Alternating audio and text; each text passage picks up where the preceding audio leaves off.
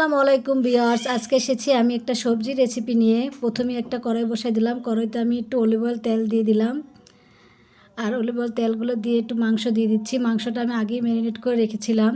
একটু আদা রসুনের পেস্ট আর একটু চাট মশলা আর গুঁড়া মরিচ দিয়ে আমি ম্যারিনেট করে রেখেছিলাম। সামান্য একটু দিয়েছিলাম কর্নফ্লাওয়ার দিয়ে ম্যারিনেট করে রেখেছিলাম। মাংসটা ভেজে নিয়েছি। এখন আমি সেই ম্যারিনেট করা কড়াইটার ভিতরে একটু পানি হালকা ধুয়ে দিয়ে সবজিগুলো দিয়ে দিলাম একসাথে। একটু লবণ দিয়ে দিলাম পরিমাণ মতো। আমি আলাদা করে কোনো ঝাল টাল দিচ্ছি না, কারণ আমি মাংসটা যখন ম্যারিনেট করেছি একটু ঝাল ঝাল করে দিয়েছি, তাই আমি আলাদা করে কোনো সবজিতে দিই নাই, মরিচ দিলাম না। সেই চাট মশলা একটু দিয়ে দিলাম হালকা করে, মানে একটা চাট মশলা দুইবার ভাগ করে দিয়েছি। এই যে হয়ে গেছে প্রায়। এখন আমি একটা ডিম ভেঙে দিয়ে দেবো এখানে। একটু সাইড করে নিয়ে একটা ডিম দিয়ে দিলাম। এই যে দেখেন, ডিমটাকেও আমি এটার সাথে ভেঙে মিশিয়ে দেব।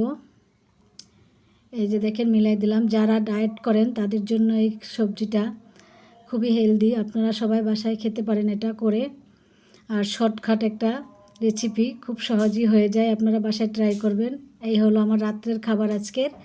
রাত্রে আপনাদের সাথে শেয়ার করলাম। কেমন হয়েছে জানাবেন, ভালো থাকবেন আর আমাকে জন্য দোয়া করবেন আমার জন্য। আসসালামু আলাইকুম।